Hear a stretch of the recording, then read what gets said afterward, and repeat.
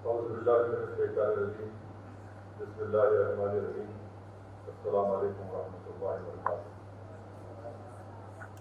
صدر جلسہ جناب پروفیسر اقبال حسین صاحب، جو پرو چانسلر ہیں جامعہ ہمدرد یونیورسٹی کے، شیخ نشین پر تشریف فرما محترم جناب کلیم حفیظ صاحب، جو دلی کے مجلس اتحاد المسلمین کے صدر ہیں، میرے ساتھی میرے چھوٹے بھائی جناب امتیاز جلیل صاحب رکن پارلیمان اورنگ آباد مجلس اتحاد المسلمین، معزز حاضرین اکرام، بزرگان ملت، میری جماعت کے تمام معزز رفقا، میں سب سے پہلے جناب کلیم حفیظ صاحب کو مبارکباد دیتا ہوں کہ آج ان کی کتاب کا رسم اجرا عمل میں لایا گیا۔ جو مضامین انہوں نے بڑی محنت اور مشکل کے ساتھ اس کو کاغذ پر انہوں نے لکھا، اس کا آج مجموعہ یہاں پر شائع کیا گیا ہے۔ میری اللہ سبحانہ و تعالیٰ سے دعا ہے کہ اللہ سبحانہ و تعالیٰ ان کی زبان میں، ان کے قلم میں اللہ اس میں اور اس میں طاقت دے، تاکہ ملک کے اس موجودہ دور میں وہ سچائی کو اور حق کو بے باک طریقے سے لکھتے رہیں اور اپنی زبان سے اس کو بیان کرتے رہیں۔ میں آج کے اس نشست میں معزز حضرات کا شکر گزار ہوں، جنہوں نے اپنا قیمتی وقت نکال کر آج کے اس نشست میں آپ نے شرکت کی، اور یقیناً آپ تمام کا وقت قیمتی ہے۔ اور میں نے کلیم حفیظ صاحب سے گزارش کی تھی کہ میں مختصر بولوں گا، کیونکہ مجھے آپ کی اس موجودگی سے فائدہ حاصل کرنا ہے، کیونکہ الحمدللہ آپ تمام اپنے اپنے شعبے جات میں، اپنے اپنے معاملات میں اپنا ایک مقام اللہ کے طرف سے آپ رکھتے ہیں۔ تو اگر آپ کے ذہن میں کوئی سوال ہے، کوئی تجویز ہے، تو میری آپ سے گزارش ہے کہ آپ اس کو کھل کر آپ سوال کریں یا اپنی تجویز کو رکھیں۔ ہم لوگ بولتے بہت ہیں مگر ہم میں سننے کی طاقت نہیں، تو اگر ہم آپ کی زبان سے اگر کوئی اچھی بات نکلتی ہے، جس کو ہم کہتے ہیں کہ اگر کوئی کنسٹرکٹیو سجیشن یا کنسٹرکٹیو کرٹیسزم ہوگا تو وہ قابل قبول ہے۔ آخری بات یہ ہے کہ جو عنوان رکھا گیا کہ بھارت میں مسلمانوں کا مستقبل، میں جو یہاں پر ابھی بات کہی گئی اس تمام باتوں سے اتفاق رکھتا ہوں، اس سے متفق ہوں،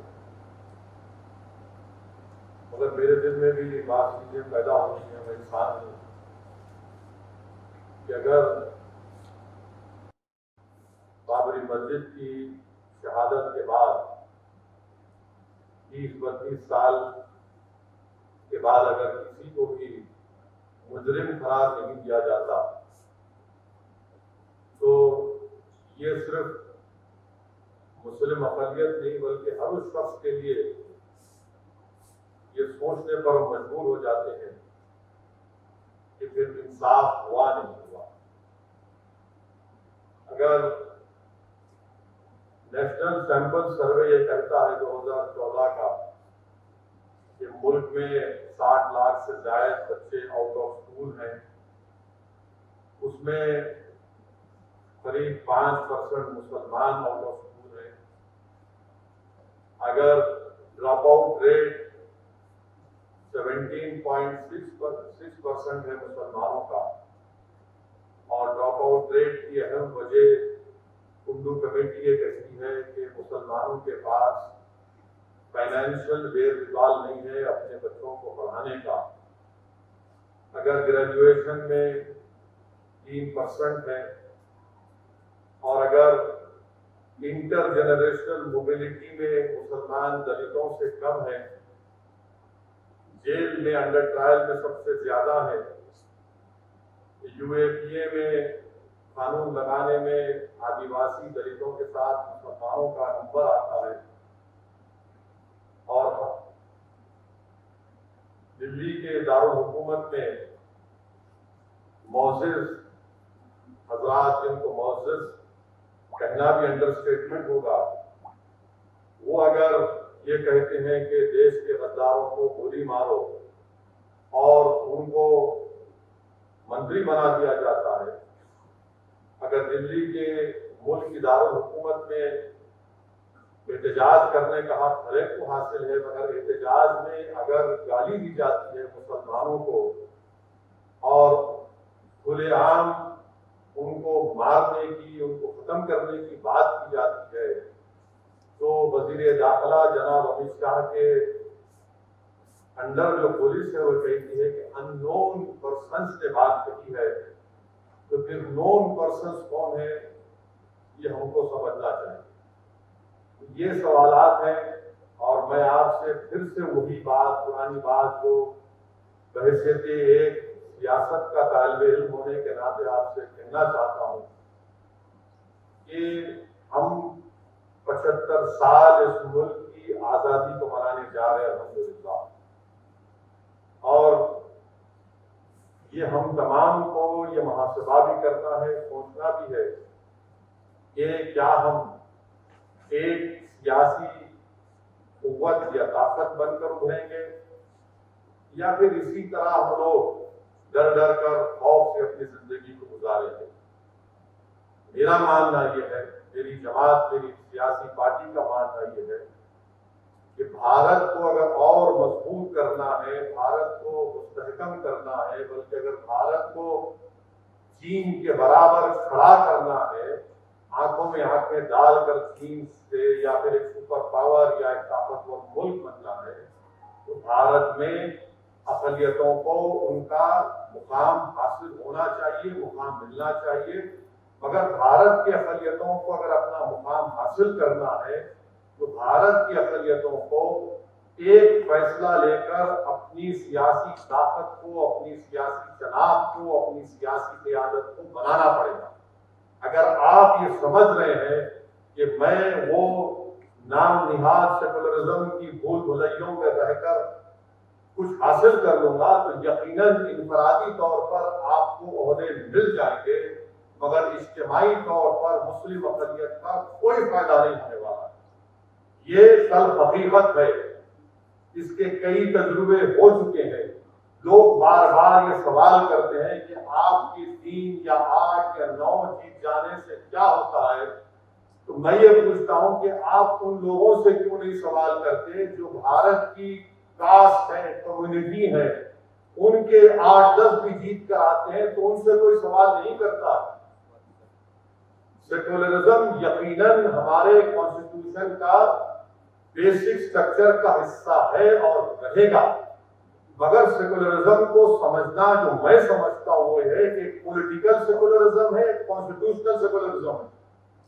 कॉन्स्टिट्यूशनल सेकुलरिज्म पर कोई कॉम्प्रोमाइज नहीं हो सकता, मगर जो पॉलिटिकल सेकुलरिज्म है वो एक मुनाफिकाना तौर पर वो सेकुलरिज्म जिसको इस्तेमाल किया जाता है। आसाम में अजमल साहब से अलायंस हुआ, आप नहीं जीते तो दाढ़ी वाले और जिसके सर पे टूटी उस पर जिम्मेदारी लगा दो कि अगर ये नहीं होते तो हम जीत जाते। ये हकीकत है। दिल्ली में 82% मुसलमानों ने मौजूदा वजीर आला की पार्टी को वोट किया, मगर मौसूफ का बहादुर इतने हैं कि जब दिल्ली में फसाद हो रहा था तो वो गांधी की समाधि पर जाकर अपने आप को गूंगा बनाकर बैठ गए। यह हकीकत है सेकुलरिज्म की, पॉलिटिकल सेकुलरिज्म की।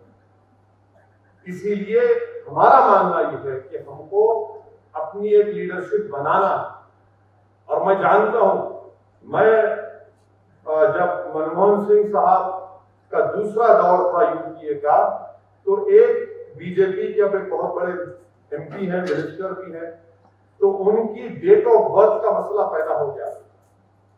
تو اس وقت ایسے ہی ہمارے جاننے والے بیٹھ کر بول رہے تھے کہ آپ کی تقاریر سے، مجلس کے پوزیشننگ سے ملک میں ایسا ہوگا، یہ ہوگا، فلاں ہوگا، اور آپ کیا چاہتی ہیں؟ میں نے کہا وہ سامنے دیکھو آپ، سینٹرل ہال میں ایک گروپ جا رہا تھا ایم پیز کا، اس میں مختلف سیاسی پارٹیوں کے ایم پیز تھے، اور قریب میرے خیال سے 30 یا 35 ایم پیز کا گروپ تھا۔ میں نے کہا کہ کون کون ہے اس میں بتائیے، تو صاحب نے کہا کہ اس میں یہ فلاں پارٹی کے ہیں، یہ فلاں پارٹی کے، فلاں پارٹی کے، سب پارٹی کے۔ میں نے کہاں جا رہے ہیں آپ کو معلوم؟ تو بولے ہاں وہ کچھ ڈیٹ آف برتھ کا مسئلہ ہے۔ میں نے کہا ڈیٹ آف برتھ کا مسئلے کے لیے جا رہے ہیں یا ہم ڈیتھ بیڈ پر ہیں؟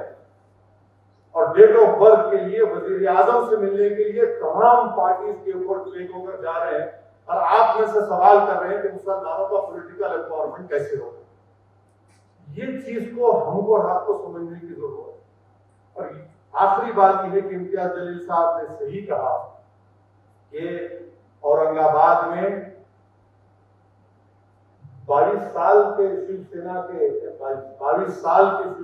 ایم پی کو مجلس اتحاد المسلمین نے ہرایا، اور میں اس بات کو مانتا ہوں کہ ہم کو پچھڑے سماج کے تمام طبقات کو، جس کو ونچت سماج کہتے ہیں، ان کو ساتھ لے کر چلنا چاہیے، اس سے بالکل اعتراض نہیں ہے۔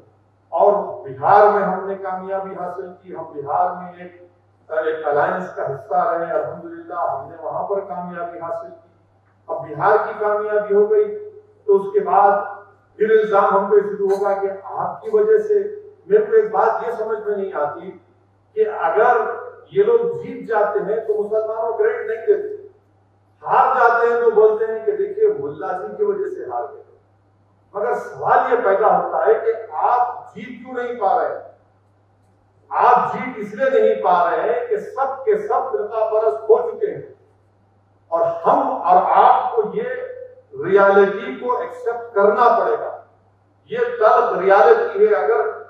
اگر یہ سچ نہیں ہوتا تو کانگریس کے بہت بڑے لیڈر ہیں جو لیڈر بھی بننے کی کوشش کر رہے ہیں ابھی بھی ماشاءاللہ سے 50 سال کی عمر میں، وہ ہار گئے ہیں اتر پردیش سے۔ اور کہاں سے جیتتے ہیں؟ اس حلقے سے جیتتے ہیں جہاں پر قریب 25-30% مائنورٹیز کا ووٹ تھا۔ اور پھر ان کا الزام ہم پر یہ کہیں آپ کی وجہ سے سب ہو رہا ہے۔ میں ذمہ دار نہیں ہوں۔ بھارت میں اگر فرقہ پرستی بڑھ رہی ہے تو یہ 30-40 سال کی سافٹ ہندوتوا جو برسر اقتدار پارٹیوں نے اس کو استعمال کیا، ریجنل پارٹیز نے استعمال کیا، اس کا یہ نتیجہ آج نکل رہا ہے۔ اور اگر کل کے دن اللہ نے چاہا تو انشاءاللہ تعالی 2024 کے پارلیمانی انتخابات کے بعد مجھے اللہ سے میری دعا ہے اور ہم کوشش بھی کریں گے، مگر کیا کوئی گارنٹی دے سکتا ہے کہ جو فرقہ پرستی کا زہر کونے کونے میں، جسم کے کونے کونے میں پہنچ چکا ہے ختم ہوگا؟ نہیں ہوگا، وہ فرقہ پرستی رہے گی۔ تو یہ حالات اس نتیجے پر پہنچ چکے ہیں۔ تو یہ اسی لیے میری آپ تمام سے گزارش ہے کہ پولیٹیکل امپاورمنٹ ہونا ضروری ہے، پولیٹیکل لیڈرشپ کو مضبوط کرنا ضروری ہے، آپ کو اپنی آواز کو، اپنے نمائندوں کو کامیاب کرنا ضروری ہے، چاہے وہ ضلع پریشد کے چناؤ کیوں نہ ہو، بلدیہ کے انتخابات کیوں نہ ہو، اسمبلی اور پارلیمانی انتخابات کیوں نہ ہو۔